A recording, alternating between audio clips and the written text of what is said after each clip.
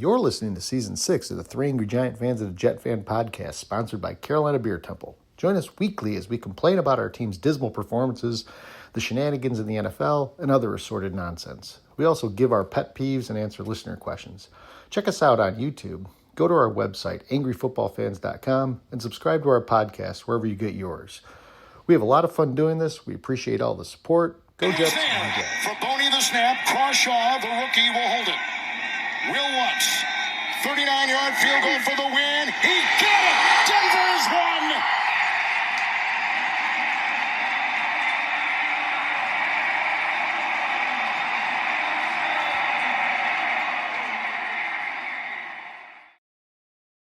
So that is the call of the field goal going through, sailing through, punctuating another devastating, heartbreaking loss for the New York Giants.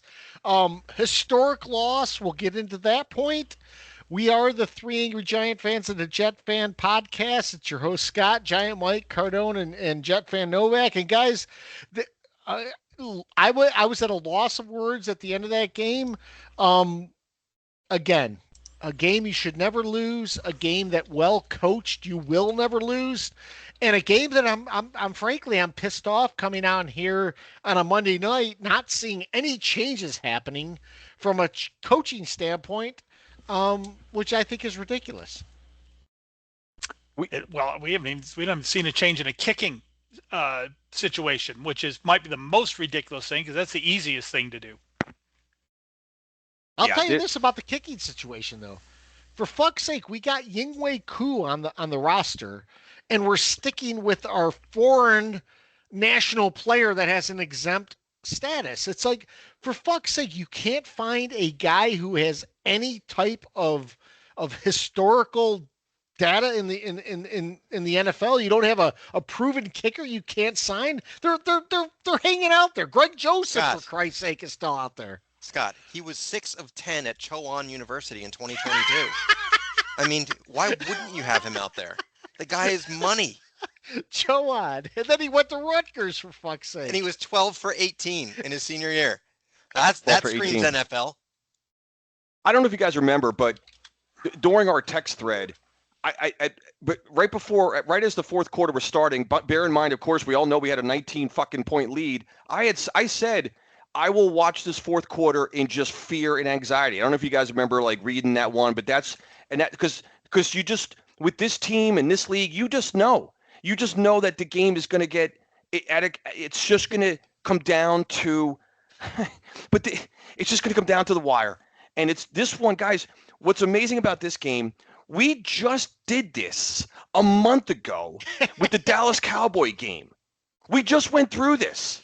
Same thing. We just had this kind of loss where you can't even put it into comprehension. You can't put it into words. You can't break down X's and O's. You can't.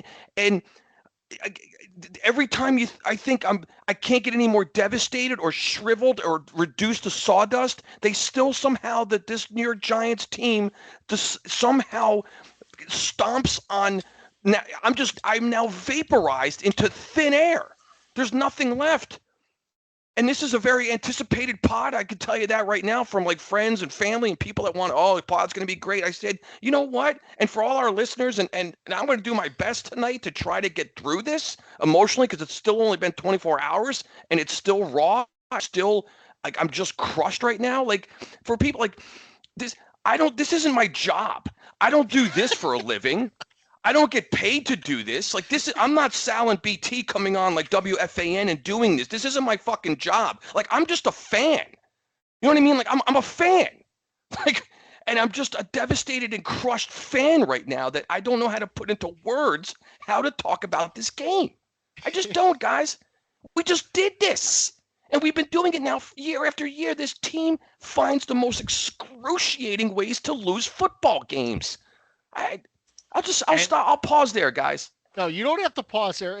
I'm going to talk about this later. It's all on coaching, and we'll get back to that. Let me do a shout out first because I know we're going to get into this, Cardone. So I'm glad you set that up because it's exactly the way we need to talk about this game. But this is one that Lloyd Lindsey Young would have probably called out. So, hello, Parsippany, New Jersey. Yes.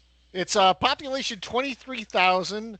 Parsippany comes from a Native American word, Parsippanyong, which means place where river winds through the valley. It is where the Rockaway River and the Whippany River meet. And Cardone, Mike, Novak, in the Seinfeld episode, The Mom and Pop Store, yes, Jerry loses his shoes and he finds out that they ended up in a garage sale in Parsippany. Parsippany. Correct. Mom and Pop's plan was to establish their business for 48 plus years. Remember Elaine's recap? And then take off with Jerry's sneakers. Take off with Jerry's shoes. And Kramer's like, evidently. Playing the long game.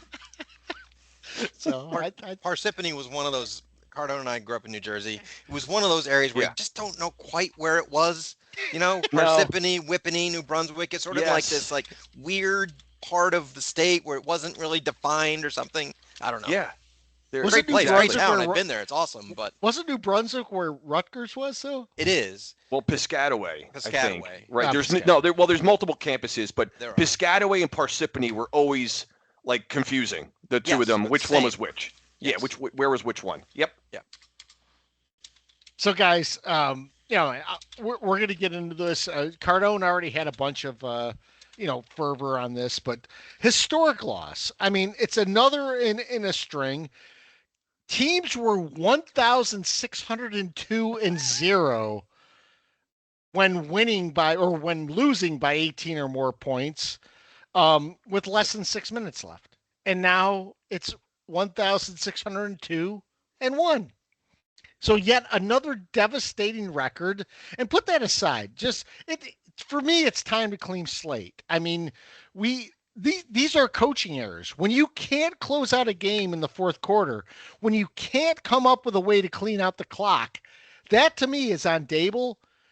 We could talk about Bowen too, because Bowen and that soft ass 3-man rush when you need to get a first down or a field goal. He did the same fucking thing in the Dallas game. So for me, guys, clock management failure, situational awareness failure, a roster management failure. We had a kicker on the roster from Rutgers, a foreign exempt player, instead of having a proven kicker. And it's a failure to learn from past mistakes. We saw this, like you said, Cardone, in Dallas. And yet we still fucking played a 3-man rush to let them get 30 yards to get in field goal range. That's coaching. That is coaching. That is not the Giants team losing. They played a fucking hell of a game. Jackson Dart threw his heart on the line. Those players threw their heart on the line. Brian Burns played a hell of a game. And Brian Burns at the last, when you could make an impact at the end and force a team to make fast throws to get to the outside or whatever, he wasn't even there. It was a 3-man rush. What the fuck are we doing? Guys, I'll have to apologize up front tonight. I'm not feeling very jovial. I'm not. I know I'm not going to have my A game tonight. It's too raw. It's too almost soon. Impossible to, man. It just is. And so I'll do the best I can with this. But this is everything Scott just said, of course, is spot on correct. It's unconscionable that you could lose games like this. And not just this one, but you just go back a few weeks in Dallas. And how many teams in the NFL don't learn a lesson like we learned from Washington last year when we had a massive roster fuck up and didn't have an available kicker for a football game? How do teams – so we played 17 games last year and now 7 into this year. So I'm no mathematician, but that's 24 games. We've lost 3 of 24 because of a kicker situation, guys. That's not true. And we're going to get a question later. I don't know if it's Dable or Shane, but the thing it still remains. Why the fuck do we have a foreign exempt kicker on the roster instead of a proven NFL kicker? There's absolutely no explanation, no reasoning, no logic, no anything for that. I don't know who the fuck this guy is. I really don't even know who he is. And he's costing me games, and he's losing us games. I had this conversation today where, and people are going to say, I know they mean well, but like, well, the silver lining is, you've got your quarterback or you got a good rookie class. Is that, you know what? We established that in the fucking preseason with Dart. I was one of the guys who said, let's start Wilson to start the season. And it doesn't matter now. We're in week 8, going into week 8. The fact is, it's not like we already know this now. Dart and Scatterbo and like Abdul Carter and like we have a talented roster right now. And we have our quarterback. We found the guy. We've got him. He doesn't need to so my point is why after that loss, coupled with, and then throw in the Dallas loss and throw in even the New Orleans loss, because that was another game you had an 11-point lead against a bad team, and we cannot for the life of us, bad teams lose games like that because they, again, clock management, coaching decisions, you name it. But my point is like, why do I have to wait till next year or the year after? Why can't I win now? The Washington last year threw out Jaden Daniels, a rookie quarterback. They went to the fucking championship game last year. Who was predicting that? Well, why can't that be the New York Giants this year, being in the playoff mix and winning games? They hang on to win that game yesterday, and they're now 3-4, and we are jacked up going against a Philadelphia Eagle team, which we just beat soundly a week ago, and they're not playing their best football. At least it gives you something. I was trying to explain to friends and coworkers, it's not really that game yesterday, the result, it just goes in the L column. And what it does, though, it ends our season. The season's over, guys. You don't recover from this. Now you got to worry about this team spiraling into a mental breakdown where the coach loses everybody, the team, the morale just disappears. Everything can fall apart. Just like a win can elevate your confidence and status, because let me tell you, they went into that game with a confident football team. You saw it. 10 days removed from the Eagle win, that team was jacked up. They were playing both sides of the ball. That team, how you lost that game is absolutely, it's maniacal, guys. It's maniacal. It really is. The series of events that had to transpire and go wrong and has to happen. If you had said at 25-8 with 6 minutes left, if you gave a list, here's 20 things that must go wrong in order for them to lose this game, from clock management to defensive schemes to poor play calling to kicking game to roster management, no matter what the scenario, all 20 of them would have had to have gone wrong, and they did. Every single one. One after another. But Novak, excellent point, because I was going to make mention of that too. But yet, and somehow, this is the first time that has happened. No, this is game against 2 years ago. I can't even keep track of them anymore.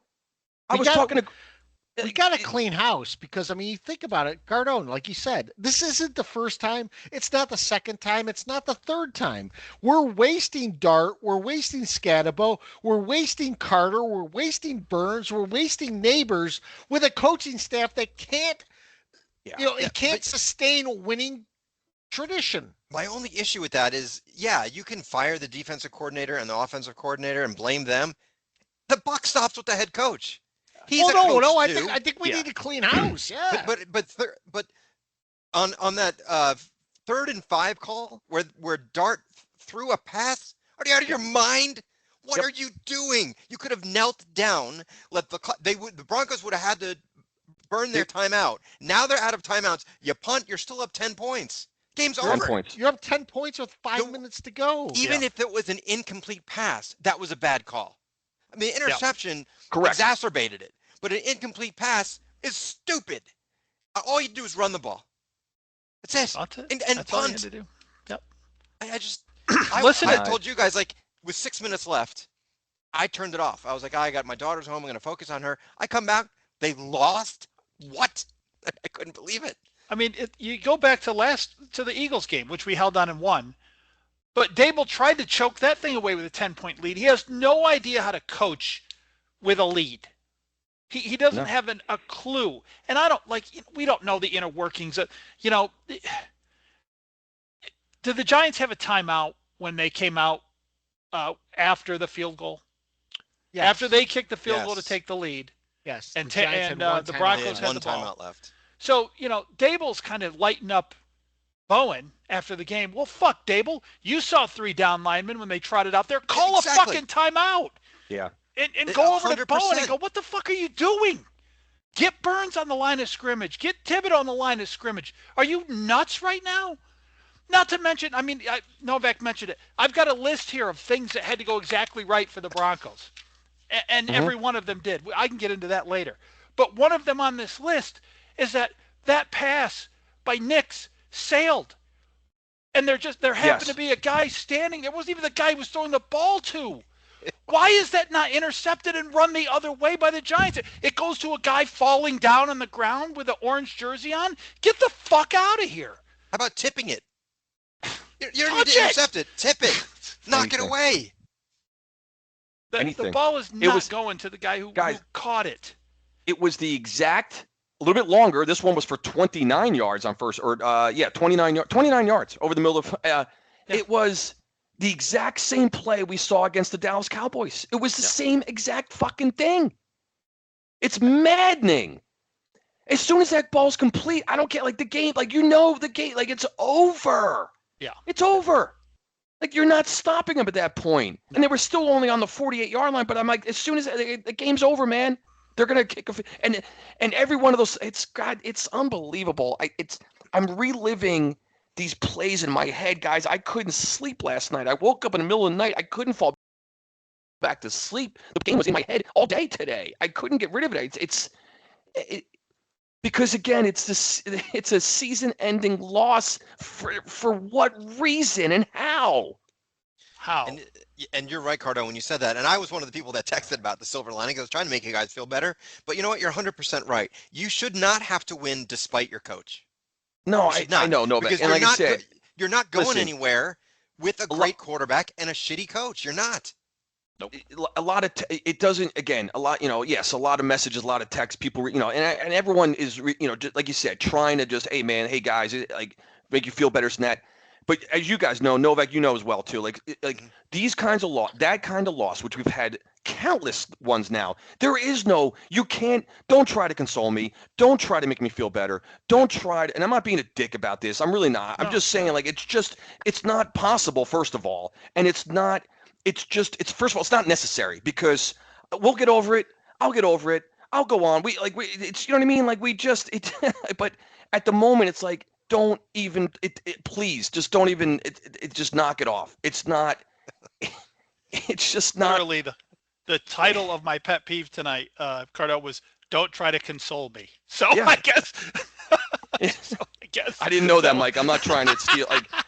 I figured listen, a game like that, we're going to be stomping all over our peeves and our thought. We're going to be stealing thoughts from each other throughout the night. And I can't even wait to get to Fields and the Jets too, Novak. So, I'll have plenty of energy and fervor to talk about that chop. So don't worry, I'm not going to blow my load here on the Giants because I'll have plenty to go with the Jets too. My God.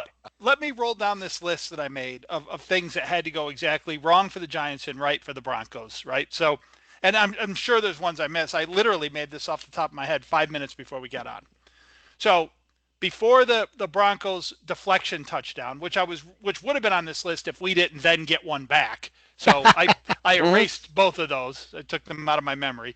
But so the Giants, I don't know who he was. He was the defensive end on that time. He misses an interception pretty much exactly like the one the Broncos got from Dart.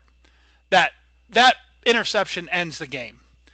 As Novak mentioned earlier, I mean, if Dart doesn't throw that interception, if that ball just harmlessly hits the ground, the Giants probably win that game.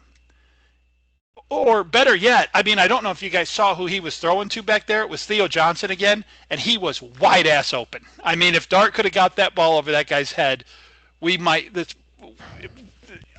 Whatever.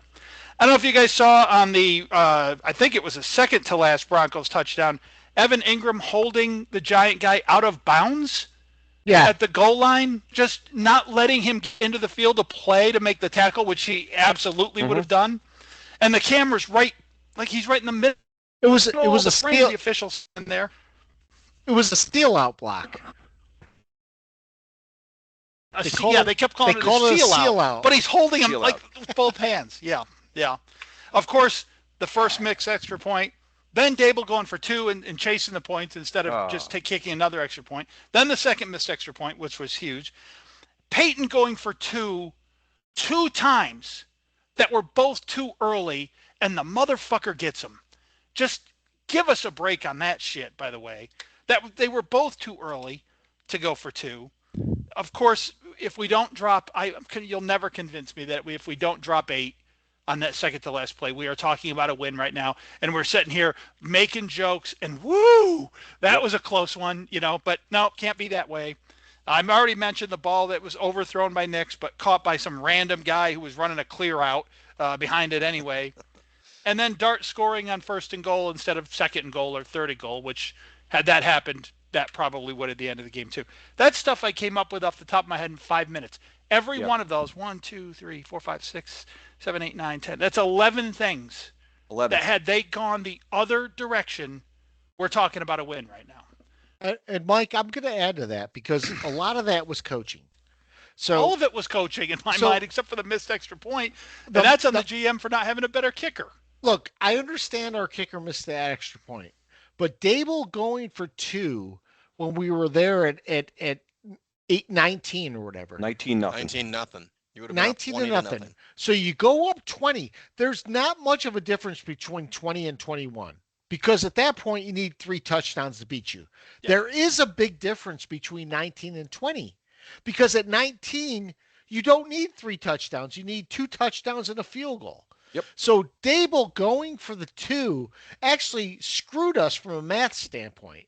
And anyone who's going to stand behind this and go, well, this is game theory or whatever the fuck you want to call it. No, it's not, because you want to get to 20. 20 is the magic number. So that happened.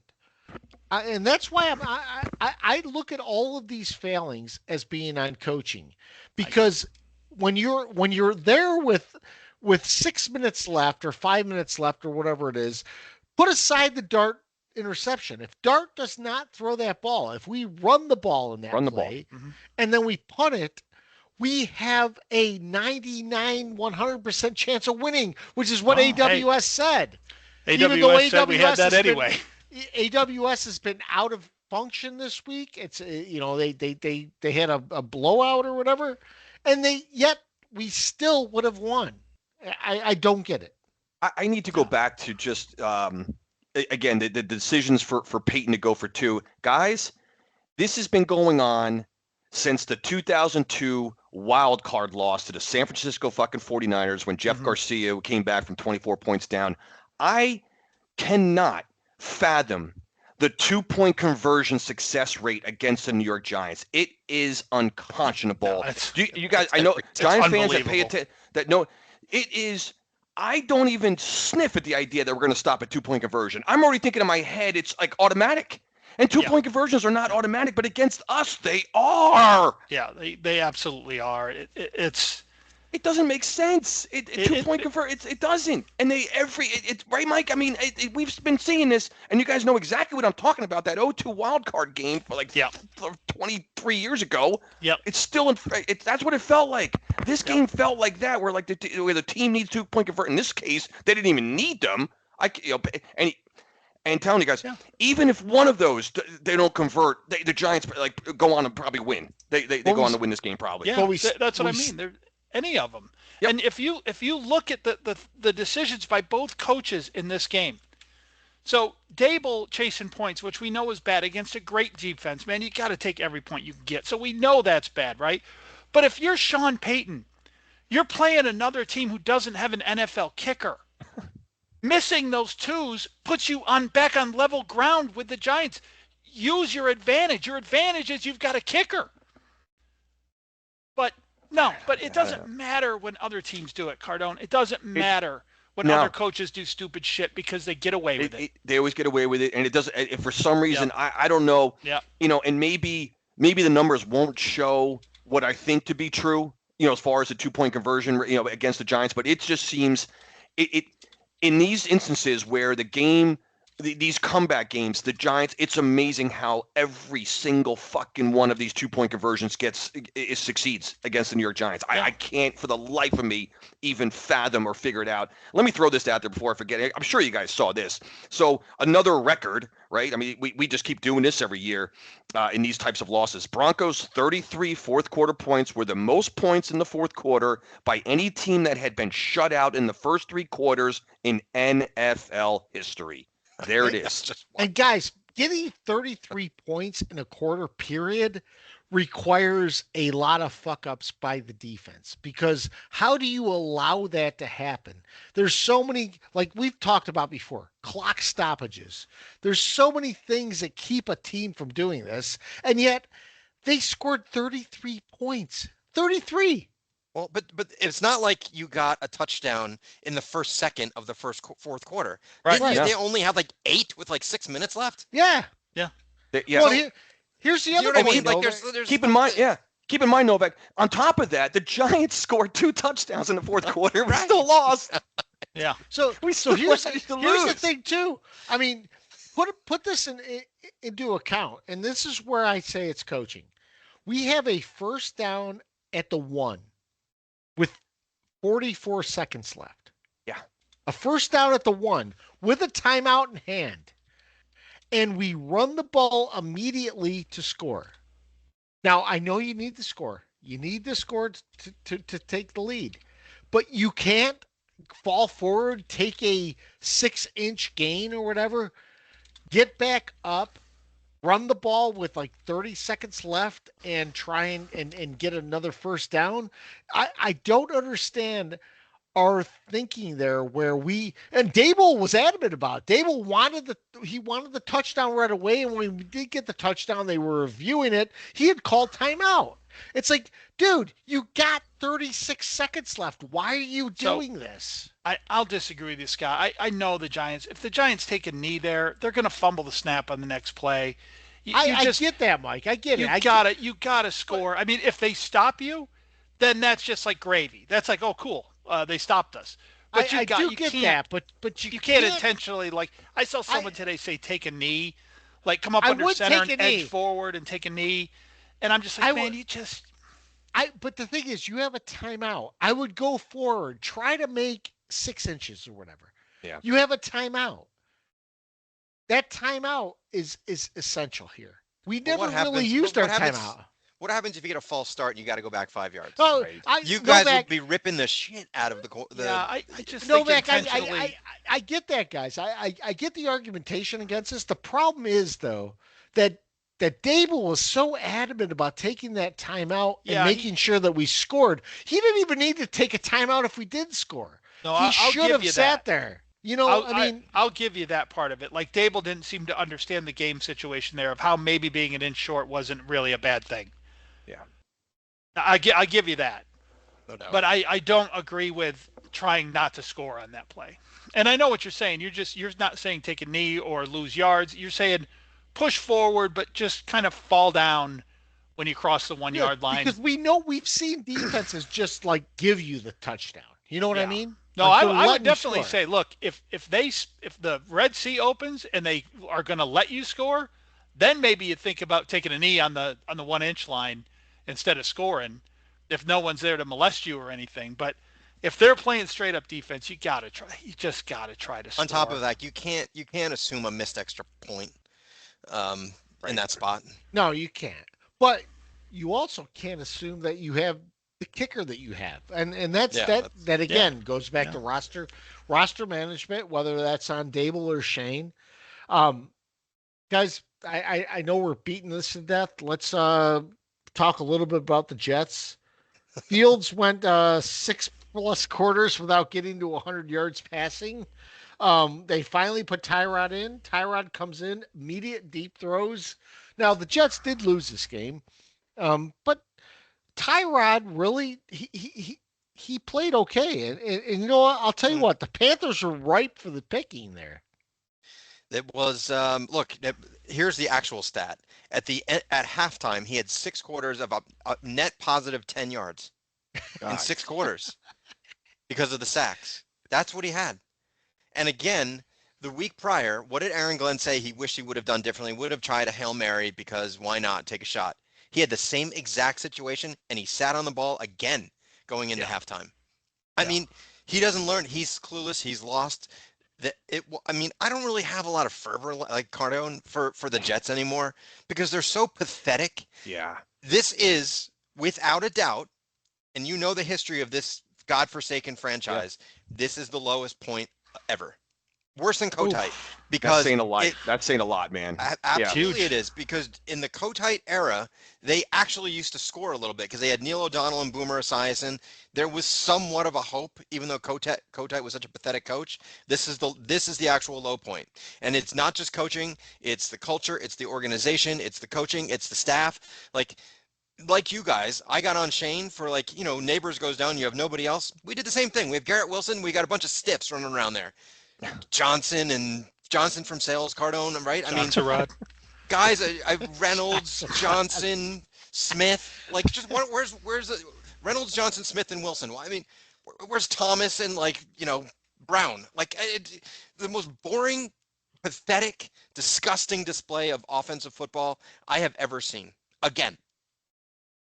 They're hopeless, man. I mean, they just, I don't know a better word, Novak. I really don't. I watched a pretty good chunk, with the Giants being on at 4, I was watching multi-view at 1:00 and I was watching a pretty good, I had a lot of games going and I was doing my best to try to just hang in there and watch. And you know how we feel about Justin Fields on this pod, is that again, it's not obviously not, but it is so disgusting and grotesque to watch that guy play quarterback that there's no words. There's just no words. Nothing left. Right? There's really not. And I don't want to. I have 2 pet peeves tonight. One of them is also about involves the Jets. So I want to kind of reserve that for later. But just I don't know what this. But to your point, Novak, I know exactly what you mean in terms of when you're just absolutely. We talk about being sawdust and vaporized and all that.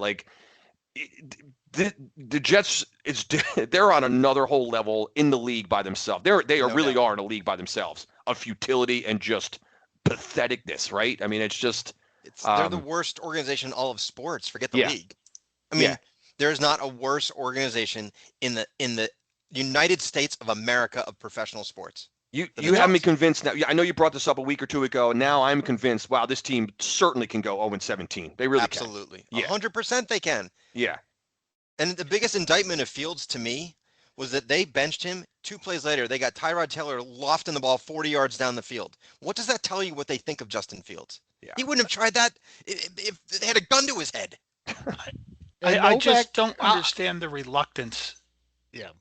Yeah. And Novak, I'll say this. I mean, I think I like Aaron Glenn, but the problem with Aaron Glenn is you can't survive this kind of a record, and you can't survive playing Justin Fields when it's obvious you shouldn't. You can't take over this organization after the Aaron Rodgers debacle. Look Aaron Rodgers in the face and say we're going a different direction. Bring in Justin Fields and have any credibility. You can't. No, you just can't. Hall of Fame quarterback that you said we're too good for you, we're moving on from you, even though I hate the dick, and then bring in Justin Fields. You can't. And that has everything you need to know about that coach and the GM and this organization right there. The Justin Fields thing, I don't blame the Jets a lot for their attempt with Fields, because you could tell around the league that teams think they can win with him. If they didn't, he'd be out of the league by now. But I just think there's something funny about Justin Fields in particular, that us 4 can sit here and just know it's a disaster, and see professional football coaches like Aaron Glenn, to use Cardone's term, keep trotting him out there every week. And the reluctance to bench him. I mean, how is he not benched right now? I'm reading articles right now that, they're still looking at the tape. What the fuck tape? He has 10 net yards in 2 games. I'd love to know what they saw in preseason, even to say, this guy's going to run our offense. We're going to be champions, baby. You know what I mean? I'm looking at this Jets writer for SI. At this point in the year, the Jets need to make some sort of change, especially on offense. Justin Fields was signed in New York during the offseason with the hopes that he was the next franchise signal caller for the Jets. What the fuck made the New York Jets think that Justin Fields is a franchise quarterback? And why are they still writing that after week 7? The Jets are 0-7. It says, but his tenure with the team has been a disaster. Oh, who could have seen that coming? Give me a break. His QBR, the last, I don't care if he played only one half yesterday, whatever, 11.5, and the week before, 8.2. And his overall QBR is so low that almost brings up his average. I mean, I am at the point, tanking to me says you're tanking for a player. There's really not a player that you really want to tank for just yet that I can. I mean, we'll get into it later. There's someone that I do want. I want them to go 0-17 to completely and utterly bottom out, because the only thing that is going to turn this around is to give the keys to the car to someone and pay them, millions upon millions of dollars. Like, I don't know, anybody, John Gruden, somebody with a backbone that can take over this organization. Because if we don't, it's going to be rinse, repeat. Aaron Glenn's going to be out after next year. We're going to bring in another hot defensive coordinator to take this over, and he's going to suck too. And then another 2 years we'll be doing the same, and 2 years after that, and you can see how this goes. And I might not see a playoff run, let alone a Super Bowl, for the rest of my life.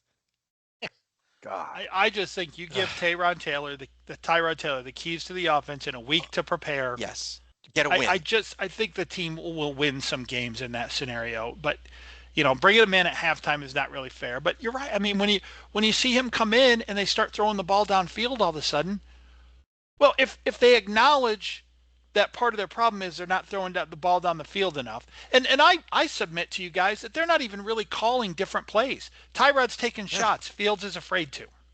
That is true. Although they did a double reverse when Tyrod was in there. Yeah. They didn't try that with Fields. No, they know he's a knucklehead. Exactly.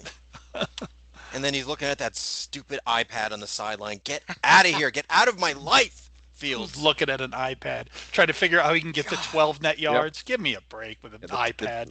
The tablet will fix everything. I love that when they go to the tablet. They go to the tablet. They ought to just set him up with a PlayStation and Madden over there. Just there. There you go, Justin.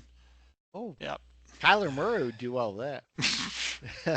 So looking around the league, guys, Daniel Jones 6-1 right now. Yeah, it's quite amazing.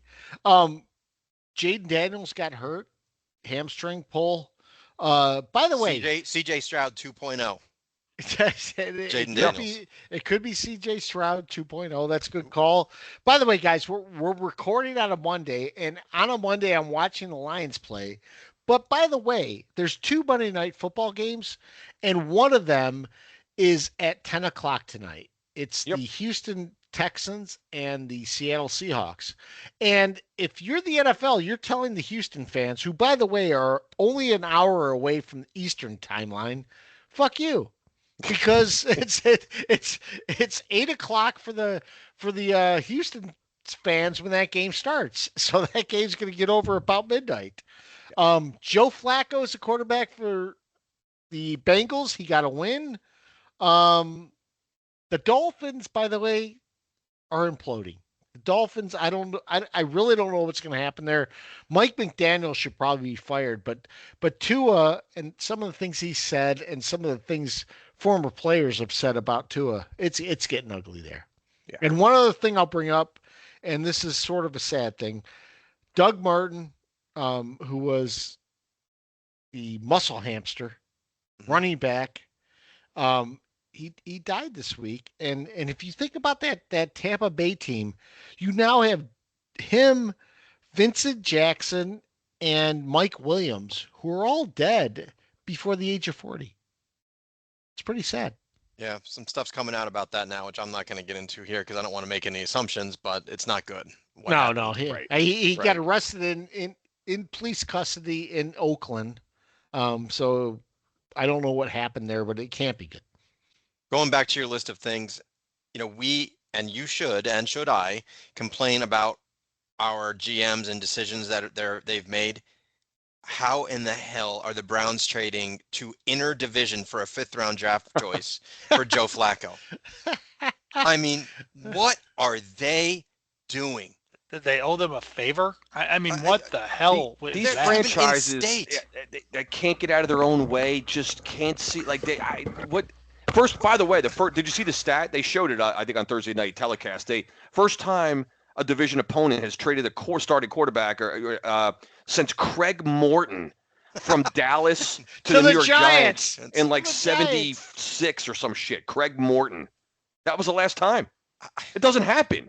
That's why it does make news. You're like, what? What are they doing? What the hell are the Cleveland Browns doing? Not just that, but they're a game behind the Bengals. It's not like the Browns are 0-7 or they're not. And it's not like they're getting a 2nd-round draft choice. Yeah, 5th-round pick is maybe at best a special teamer. Yeah, so a special teamer in 26 is going to make up for all these wins that the Bengals are going to get. I watched that Thursday night game, and let me tell you, Flacco, man, he obviously has a lot left in the tank. He looked great. If you give Joe Flacco a weapon or two, he'll find them. He can throw guys open. He's not going to run. He's not going to win you a game necessarily, but he can find guys. He can get them open. It's one thing he can do. Yep. But get Jamar Chase out there running around in front of him. He'll get him the ball, Absolutely. and he won't even be shy about it. By the way, I mean that particular game. If you guys watch that game, it's amazing. And I watch games a lot of times just neutrally, right? Like Pittsburgh and Cincinnati. I really didn't give a shit who won that game, But as I'm watching that, you would think whoever the defensive coordinator is for the Pittsburgh Steelers, maybe you want to double team Jamar Chase at some point or do something to slow this guy down. It is amazing, guys. At this level in this league. You got the best, in my opinion, better than Jefferson, best receiver in the league. Oh, yeah, and the guy's just running around, crossing patterns underneath the zone, wide open. He had, I think, 16 catches, 20 targets or something like that. It's insanity how these coaches and coordinators and game planners cannot figure this shit out. I know I'm not suggesting you're going to keep him to 2 catches, but he certainly shouldn't be burning you for 16. No. The best tackle of that game was the Dick getting tackled by his own player. Yeah. That was my favorite play of the whole week.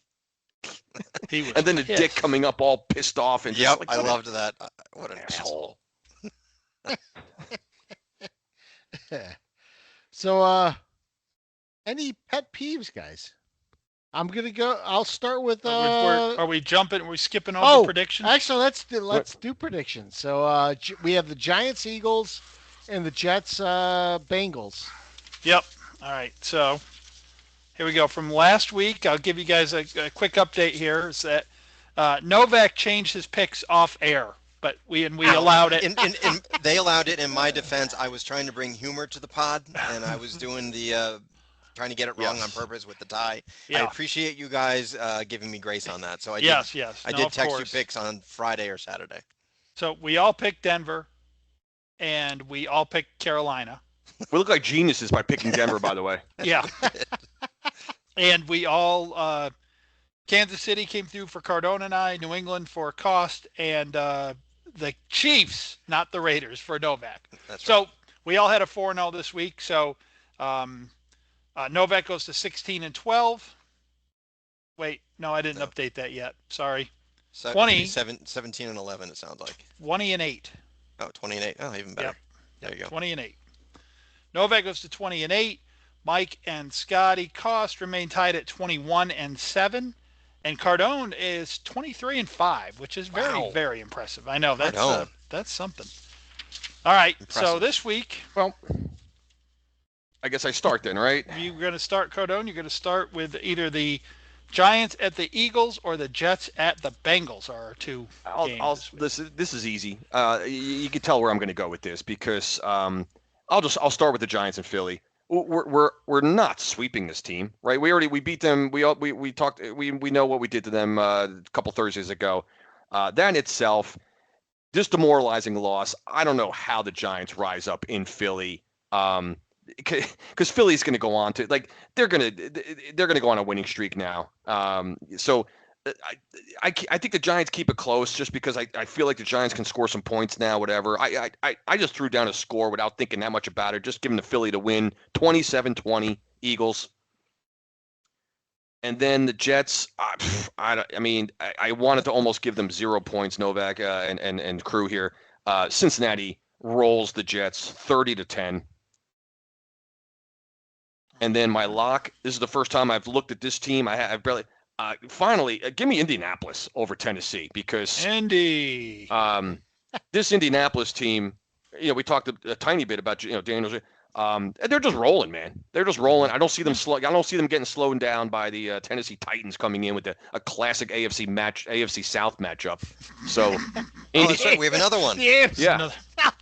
So I got Eagles, Bengals. Yeah, Eagles, Bengals, and my lock is Danny Dimes and the Colts. Yep, kind of stole my thunder there on that pick. I obviously haven't picked that one yet, but yep. The Giants at Philly, I feel exactly the way Cardone does. I think we'll score some points. I think we'll hang around. I don't know about Philly going on a winning streak. I kind of think that they're, Hurts played wonderful this past weekend, but I still think that they've sort of got issues. Brown does not look happy. It doesn't matter if you're winning or losing. He does not. There's something up with him. Who knows? He's a nut job. But I've got the Giants keeping it close, but Philly winning 32-26. And you guys are going to have to give me some grace on this Jets pick. So I wrote down a score. And the winner of the game depends on who starts at quarterback for the New York Jets. I was hoping that we would know it by now. But I'm going to say if Tyrod Taylor starts the game, the Jets beat the Bengals 13-10. Wow. If Justin Fields starts the game, the Jets lose 13-10. Is that fair? You guys going to allow that? Are you going to make me... absolutely. Going to make me lock in. Yeah. Hey, how can I say no? And I also am taking Indy over the hapless Tennessee Titans. Good word. It's a good All one. right, Mr. Cost.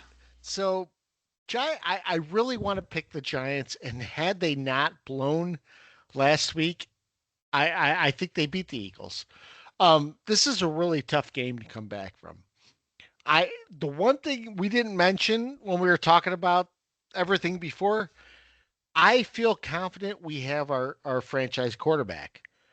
What I don't feel confident about, and I actually feel less confident about, is that we don't have our coach. So we have our franchise quarterback, and we don't have the coach that needs to be there.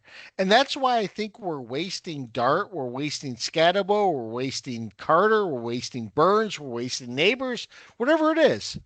I'm going to take the Eagles in this game. And it's only because I think the Giants have done about what they can, and yet we're held back because of coaching. So the Eagles are going to win this game 31-24. Jets Bengals, I'm similar to Mike. I mean, if Tyrod starts this game, I'm picking the Jets, but I don't think he is. I don't think that the coaching staff will do that. And I'm not really sure why. I'm not sure why they're beholden to Justin Fields. So I'm going with the Bengals 20-10. And my lock's Indy as well. I wrote that lock down early, so it was before you guys even said it. Yeah, wasn't Tyrod Taylor in Dable's doghouse for a while? Wasn't there something going on with that? Yeah, against that Bill game. Remember he made that mistake at the end of the half or something? There was he did some play. Yeah, and the Sunday night game or the Monday night game or something. Yes. Something. Yeah, I'm Tyrod trying to remember. did something. He didn't. I forget what it was. It was clock management or he. If you remember against that Bills game, though, the Giants should have won that if it wasn't for fucking Dable again. Oh, that was another. That was another brutal loss. I just remember that. For some reason, it was like Tyrod and Dable were like oil and water. Yeah. And I wonder if he's just not a good guy to coach. I wonder if he's in Aaron Glenn's doghouse because, who knows? Who knows? All right, Novak. Yep. So I'm going to start with your Giants first. I think that this is going to be the best game of the weekend. And when I said last week, better temper that little act that you had after the game, the Eagles are coming after Dart. in this game. And I'm not saying he's going to get hurt, but they are going to put some hits on that kid, even if it's late. I think it's going to get dirty. I think it's going to be chippy. But I really want to pick the Giants here, but I just can't because of what they did at the end of the game here. So I like the Eagles here 27-24 in a very dirty, angry, spirited game in that shithole Philadelphia. For the Jets, a couple points of note. Sauce Gardner is in concussion protocol. Who the hell is going to cover Jamar Chase? So I think Tyrod Taylor will be the quarterback, because if he doesn't play Tyrod Taylor, he's going to lose the locker room if he hasn't already. You got to play him, right? You can't put Justin Fields back out there. I believe that he will start Tyrod Taylor. That said, the Bengals defense is not very good, and with Tyrod Taylor, I think the Jets score a couple touchdowns. That said, I don't think they will be able to stop these guys. I got the Bengals 30-14. And then my lock of the week, I'm going a different direction. I'm going to a team that is slowly but surely becoming a team to look out for.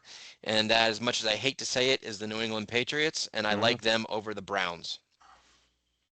That was my second one. I was looking at that game too. I took the Patriots last week, so I couldn't take them. So, guys, pet peeves. I'll start because my first one's pretty innocuous. It's the illegal contact penalties. So these illegal contact penalties, we talked about this a couple weeks ago. There's really nothing. Illegal contact serves no purpose in the game to me. There's a period of time where you can't touch a receiver, but you could call defensive holding, you can call pass interference. The illegal contact there is only for a bailout. And it really only existed for one reason. It existed because Bill Belichick complained about the Indianapolis Colts defending his receivers years ago. And for me, it's not just the illegal contact, which I really think we should just legislate out of the league. It's that the penalties as a whole have gotten out of hand. I looked at the penalty statistics this past week. 7 teams. So 7 teams out of, I think it was 28 because there were teams on bye. 7 teams had double-digit accepted penalties against them. 7 teams had over 10 penalties against them. It's getting Mike talked about this last week. There's just penalties all over the place. It's getting out of hand. We can't have it. It's definitely out of hand, and it's an epidemic, and it's not going anywhere, Scott. It's not. This is the league. Like I said a couple pods ago, where we talked. It's like watching a freaking NBA game at this point, where there's just a whistle. There's like a whistle every other play. You don't want this as a fan. No. It's. I mean, opening kickoff whistle, holding, right? I mean, it's just like it's every game. Detroit scored tonight, right when I was coming up. Tampa Bay gets they kick off. Tampa Bay gets a nice return. Guy makes a great move, gets free on the edge. Flag. And then they show it. And, I just keep going back to Troy Aikman on these. Yes, it was a hold. Did it impact the run back? Probably not. I don't know. You never know. But I just hate it. They just need to. I mean, there's 2 ways to make it fair for everybody. Call every penalty you see, or call as few as possible and just call the obvious ones. Calling every one you see ruins the game. So that leaves us with one option. Stop with the flags. Yeah, I think that's the way it has to go because, I mean, if you even look at the Giants-Broncos game, I don't think some of those penalties that the Giants benefited from were penalties, but they called them. And I'm thinking to myself, why are you calling these in this position? And same happened for the Broncos too. So, Mike, pet peeve? Yeah, I have one that I wrote down that we kind of stepped on earlier, but I think it was pretty obvious we were going to step on it. But that is, I just want to say, my wife has figured this out. I got to say, my wife was awesome on Sunday evening. Do not, please, if any of my friends or people who text me regularly, do not text me after a Giants game, especially after a loss. I mean, I really don't like it after a win because we never talk football anyway. So, but just not after a loss, not after a tough loss. You know, my friends who I talk football to, they know. You guys can text me. We're bitching about the game. I have a couple other friends who I know are big NFL fans who, you know, we go back and forth at the end of the game, a good game or shit that sucked. I'm okay with that. But if I don't talk to you about football in my regular life, then just stop it. Like, don't do it. I don't need to be consoled. And now, Bonnie, back in the day, Bonnie used to be like, "Oh my God, honey, I'm so sorry. That was hit." She last night just didn't say a word. Yeah. Over the last 6 minutes of the game, just nothing. And I got it, and I appreciated that. So I wanted to get that in a little bit more detail of what Cardone was talking about earlier. Like, yes, if we're football buddies, if you have a team that you like and you root for that team and we talk about that when we see each other, you know, for the most part, it's okay. But I don't need these consolation texts. I need to ask this because I sat on the floor and Steph was on the couch behind me. Mike, you were watching the game. Chris, you were watching the game. Steph basically let me go. She's like, I'm so sorry about this after the game, but I'm sitting there down by myself going nuts. I wanted that. I didn't want any distractions. Yeah. Same for you guys too. That's pretty much it. Yeah. I go like a game like that, a loss like that. I shut down. I go into shutdown mode. Like I will vent usually like the next day, believe it or not. Like I told you guys before we came on, as soon as Dart threw the interception, I stormed out of the room. I went into the other room. I absolutely separated myself from the game. I'm in the kitchen, hadn't eaten anything. I'm eating Chinese food in the kitchen, sitting in there by myself while the game's going on. Because at that point, I'm so afraid and so fearful of losing the game, which I look at it this way. If the Giants go on to win, I will go back and rewind. People are thinking I'm nuts maybe for doing this, but I'll just go back, rewind it, and watch the game. And then I'll just knowing I don't care knowing that if they won or not. At that point, I relinquish the anxiety because I can't handle it. You would think at this age and this stage of my life, it would be like I'd be better at this. I'm actually worse. I think I'm worse now than I've ever been in terms of like just watching the outcome. I can't do it anymore. So I actually left the room. Kit's in the other room watching the game. She didn't know what to do with me. She just didn't know. She's like, Chris, do you want, should I pause it? No, I'm good. Nope. Let me eat my egg roll. I'm good.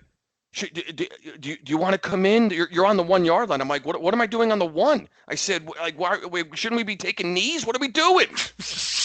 Why does it matter that I'm on the one? Right. Why do I need to be on the one? Like, do I need to score? What's going on? I absolutely. So it's I get the complete opposite of all of you. I always get you're a 54-year-old man. Why do you still care about these losers? There it is. And that every time she's like, find somebody else or don't watch because all you do is get upset and angry. And you know what? She's right. I was be that as it may, Novak, but I don't know about you, but that's and again, I don't know nothing against your. That's the last thing I want to hear. Like in that situation, that is like you're not helping. That's not like you just in that moment. I'll be fine, honey. Like give me. Sometimes it goes in 20 minutes. Sometimes this one today, I talked to Greg earlier. Like again, it's therapy session today. This is therapy right now tonight. This one is easily a full 24 hours. I've had even the Dallas one. I was okay by that night, I think. And this one, I kept reliving it over today, but I haven't even gotten to my pet peeve yet. So Scott, go ahead. Just I know why you got into that, Cardone, because it's inexplicable. We should have by all rights math. We should have won. So of course. I was drinking beer out of bottles while I was watching that game last night, and I have never come closer to just grabbing bottles and start smashing them on the counter. Like, I wanted to do that so bad. I had like this primal need to just start smashing bottles on the counter, and it was close, man. It was close. Can I say this, guys? So after it's all said and done, the game's over. I do end up talking to Greg, and I have to share this story real quick, if you don't mind. I know we're still in the middle of pet peeves here, but this is classic, right? Because so Greg and I talk. Guys, I'm at the point. I've told you I've gone blind before temporarily. I've had vertigo. These are physical condition reactions to these losses. So last night I was having trouble breathing. I'm not kidding. I came upstairs. I was by myself. I was short of breath. So Greg, he storms out of his house. Doesn't tell his family where he went. I hope he doesn't mind me sharing this story on the pod here. It's going to happen anyway, whether he wants to hear it or not. Yeah. This guy gets in his car, and just drives out of his neighborhood with no destination. Finds himself pulling into a fucking McDonald's parking lot and was sat there for like an hour and a half. Ends up so his wife had made like stuffed peppers and a nice Sunday dinner. This guy's out down the road on Route 9 in New Jersey getting a fucking McDonald's quarter pounder. Because he hadn't eaten anything. He's able to see enough to drive himself back home. His wife didn't even know where he was. She thought, like, where are you? She's texting him, like, where are you? And he comes in eating McDonald's because he just had to just disappear for an hour. So, but this is like Greg said, like we him and I say all the time. That loss, what happens is like, I don't watch the games last night. I don't listen to FAN today. I don't watch any of everything stops. That's what I'm talking about when I'm trying to talk to like coworkers or friends and say, my life just it just stopped today. That's what happens. If the Giants just hang on, if they could have won 32-30, it's like, who cares? You just win. I'd have been watching the game last night. I'd be looking, forward to the Philly game next week. I'd be listening to FAN today, getting a and it just in an instant, it's just gone. Yeah, that's what it is. I had a. Go ahead, Scott. I'm sorry. No, I was gonna say I don't want to like trample on this, Cardone, but the fact of the matter is, had we played it to the book, we would have won that. Of course, that's awesome. That's we were winning it. Because that leads into my second part of my pet peeve. Sorry, Mike. This is okay. This is good. I love it. This is good. Yeah. But because I just wanted to mention this because I have to mention it this week after that game. This isn't one I can save, right? So I dare a fan to get around me sometime. Like if we're at Mulligan's and we're watching a Giants game and I hear one more fan say, this team is playing not to lose. Oh, I'm going to punch you in the face. Yeah, I hate that term too. Because people think that is so smart when they say it. And you know what happens when teams play not to lose? Any clues, any guesses? They don't fucking lose! It's a miracle. Yeah, everyone gets mad because we give up 2 touchdowns at the end of the game and only win by 11. And I had a bet on that. Fuck off. Coaches, NFL coaches, fans, please, more play not to lose. Please, in the fourth quarter, play not to lose. Yeah. If Brian Zabel played not to lose, we wouldn't have fucking lost. All right, that's it. That's your pet peeve? That's it. It's a two-parter. It was a good one. It was a two-parter. Novak, pet peeve? Yeah, so as I told you guys, I went to a bar yesterday with my brother-in-law. We watched all the 1:00 games. We had a great time. It was fun. By the way, where were you? Char Bar in Matthews. Char Bar, so, all right. Yep. I know where that is. So we're watching all the games, and everything's going well. And all these games are so incredibly boring. Like just bad football, right? Uh-oh. So that's not the pet peeve. So I watched part of the Giant game. It was a good game. It was fine, but all the other games not great. I leave for a little bit. I come back and I miss the end of the Giant game, and I flip on like ESPN, and then I flipped on the NBC. And these people come on, and this is where the gaslighting happens. All smiles. They come on. What a wild weekend in the NFL, or what a crazy weekend or a crazy Sunday in the NFL. And I'm thinking to myself, what's so crazy about this Sunday? Nothing was good. Nothing. The play was bad. Listen to these scores. 35-7, 31-0, 31-6, 31-13, 13-6 with the Jets, 26-14, 38-24. And yes, the Giants. Okay, fine. One game, 44-22. One game. What is so crazy and what is so wild about the NFL and what happened this weekend? It's crazy. Nothing. Nothing. You're right, Mike. Don't gaslight me and tell me it was wild and be all smiles and happy and, oh, the NFL is so great. It sucks. The product sucks. And don't tell me that it's good, because if you watch any game other than the Giants and the Broncos, and that was an epic meltdown, it was not good. None of it was wild and nothing was crazy. No. And by the way, right now, just to add on, the current game is 24-9. Exactly. Kind of it fits right in with your list. And by the way, we still have 9 minutes before the other game starts. Perfect. But yeah, I was looking at that box score. Yeah, 24-9. I'm like, I wonder if Detroit will summon. I wonder if they'll blow that 15-point lead with 7 minutes left. Probably. No. I wonder. Guys, I just want to point this out, by the way. The second game, but it includes Houston, who is in the Central Time Zone. So the Houston fans are. They literally are 8 o'clock is when the game's starting. So I think I've heard that, and that is a very true statement. The NFL is saying, fuck you. It really is. Fuck you to Cleveland. That is, wild. Is Houston going to play their starters tonight? I don't know. I already mentioned that. By the way, I'm not drunk tonight. No.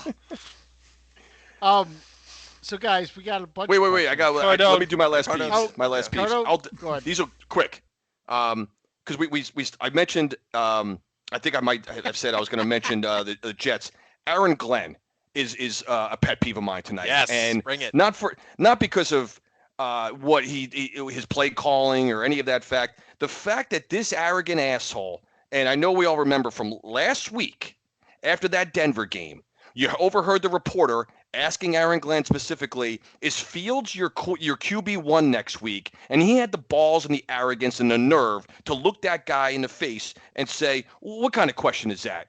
You know better than that. Yep. Well, Mr. Glenn, then how a week later at halftime are you pulling the same guy that you were mocking the reporter for asking that fucking question, and you have the nerve to sit there and mock? Where's your And I'm not big on apologies at all. I can't stand these apologies. You say something, you said it, whatever. Don't even bother apologizing. But the fact, Mr. Glenn, that you're making that statement to that reporter who asked a legitimate question about your shitty ass QB1, the guy was spot on with the question because it's a legitimate. And then the following one half of football later, the following week, you're pulling his ass out of the game. Go to hell, Mr. Glenn. Okay, so that's my first peeve. Thank you. These I love arrogant, that, by the way. These arrogant coaches, and they're all these guys when reporters. Now you know me in social media or the sports media. I despise these guys most of the time. But when you have a legitimate question like that, he was asking it legitimately, and the coach bites the guy's head off. Screw you, man. Yep. And then my second one, I mentioned it maybe earlier. This could be any game.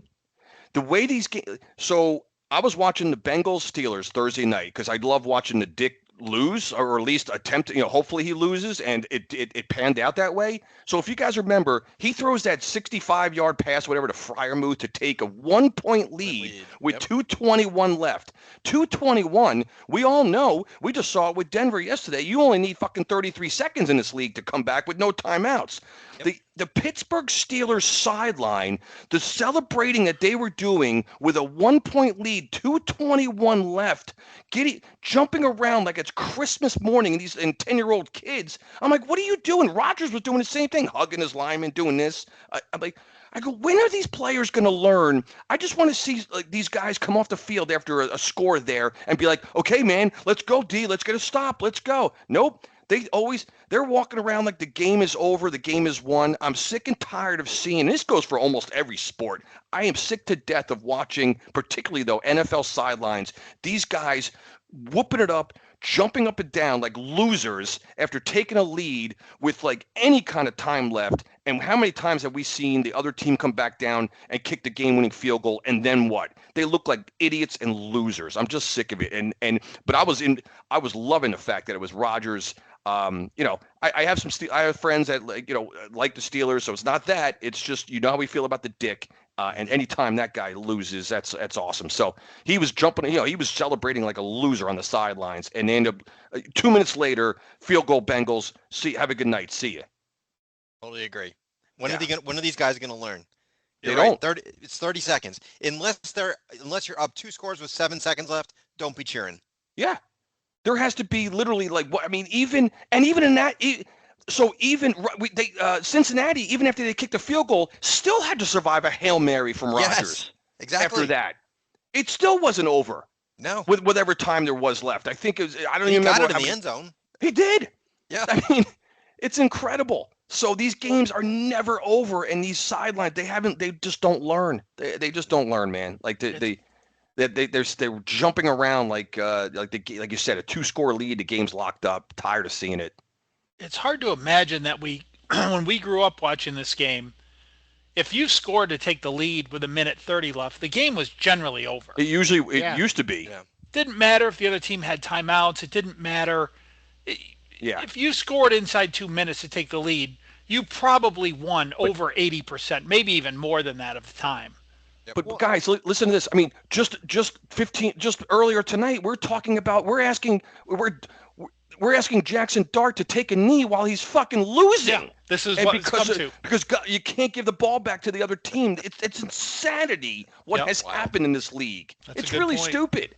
Well, and I'm just watching the Monday Night Football game, and they're showing Baker Mayfield walking off the field, talking about how he wasn't able to do anything. But he's losing 24-9 with a minute left.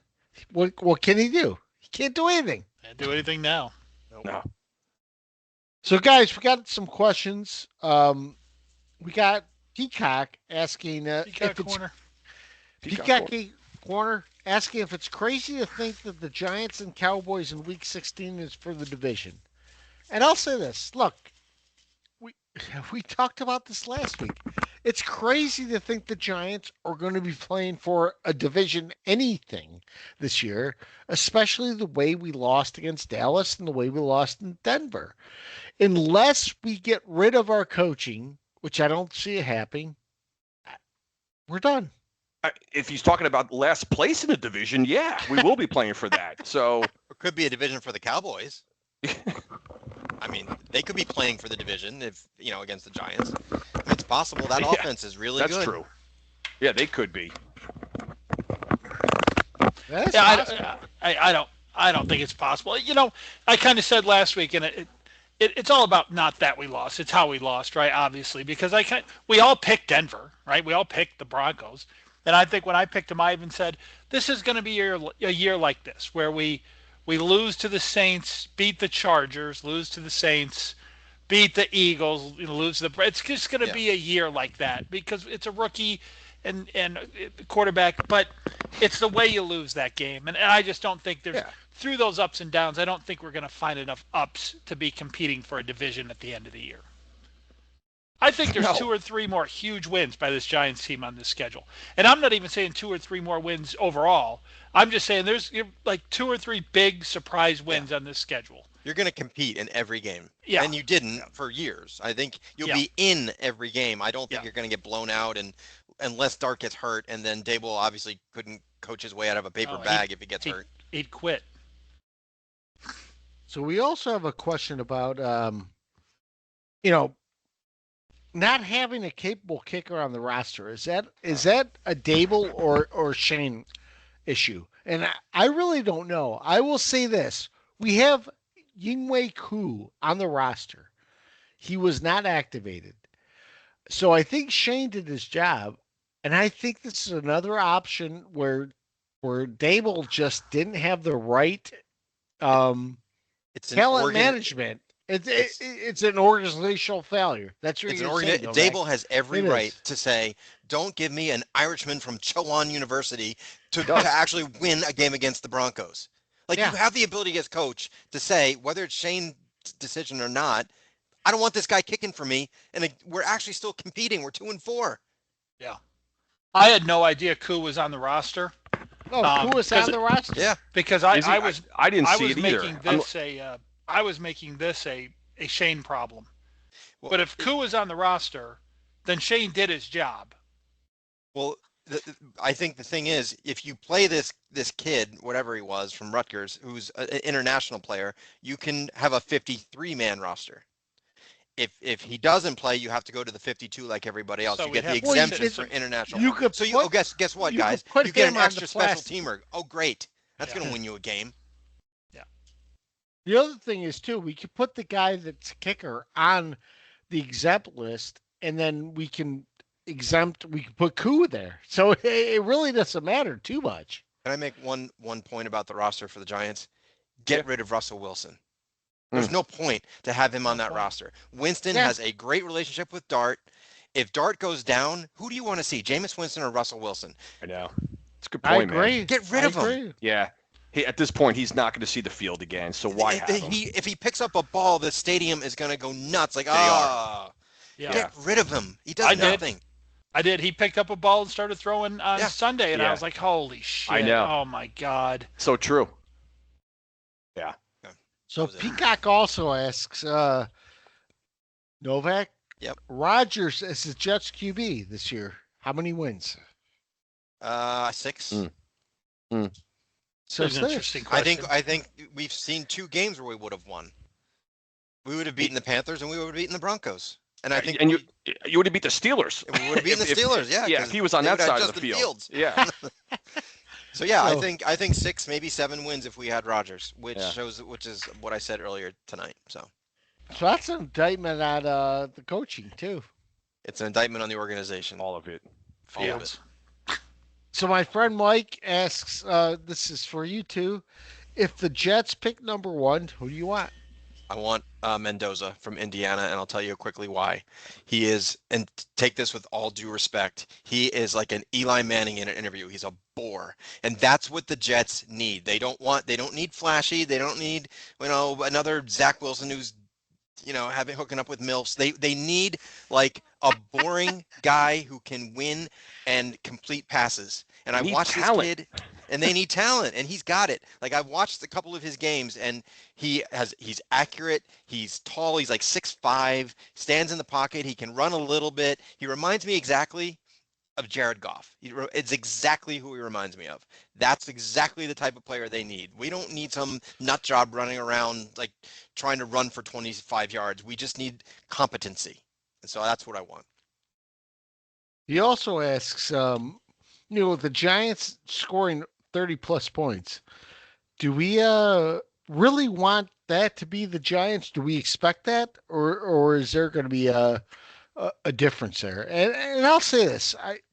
Guys, the Giants scoring 30-plus points doesn't really matter to me. I mean, it's something that happened, but you can't expect this to happen all the time. No, they're certainly not going to put up. Go ahead, Mike. No, I sound like I was going to agree with you, Cardone. Please. Well, I mean, yeah, it's exciting. Certainly that we have a guy under center and we have a offensive line that's obviously playing better than it has in years past. So I feel like we can score points. We're certainly not going to score 30 every week. I know we've done it actually 3 times this year in two weeks in a row. What's amazing though too? What's great about because the Giants, remember, they didn't break 30 for like fucking 10 years or some. I'm exaggerating obviously, but we've done it 3 times. 2 of them are losses. That's what I love. I just love the fact that we 37 against Dallas, that's a loss, and then 32 yesterday, and that's a loss. So yeah, if 30 doesn't obviously translate into an automatic win for the New York Giants. So yeah, and I love this too because it's. If we had a month to train or a few months to train to kick an extra point at, elevation like we did at happened in Denver, could we? And I'll tell you this, if you give me a month to train, I can, but I shouldn't have to. It should be a guy's job who is already an NFL kicker to do that. Yeah. You can't be on an NFL roster and miss 2 extra points in a game. No. You should, and I don't really blame our personnel people. Why is our NFL for an exempt person the guy that's staying on the roster. He should be. He really well, should be. That's why I don't really blame him. No, he didn't hold anyone at gunpoint and say, put me on the roster.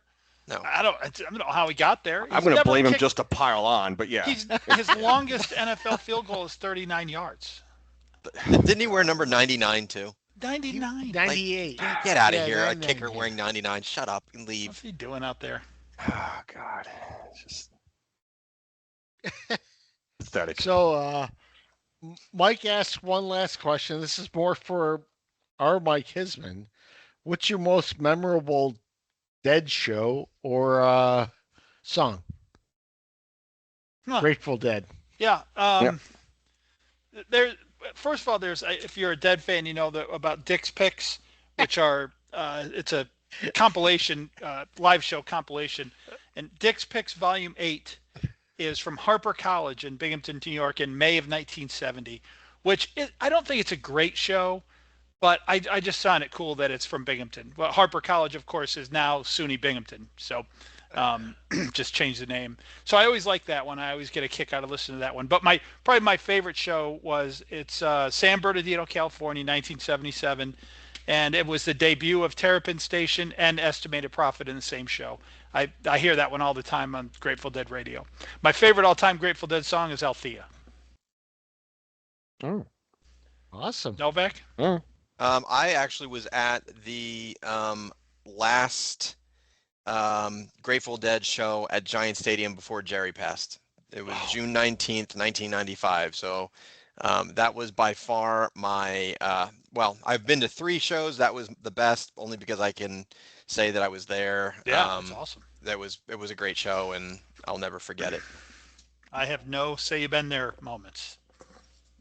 And my favorite song is Fire on the Mountain. Yes, good one. I like that one.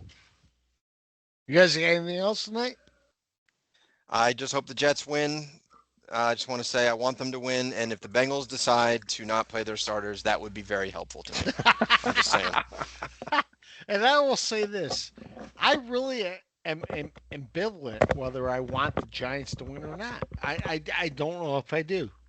So yeah, it's the Eagles. I want them. We want them to win. You do. Sweep the Eagles. You do. Sweep the Eagles. Yeah. And if the Giants can find a way to win that game, we will.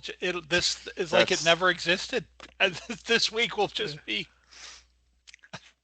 Who knows? I don't see it. No way. God, I just don't. There's no way. No, we're asking way too much there. But all right, fellas. All right. Love it. Have a good one.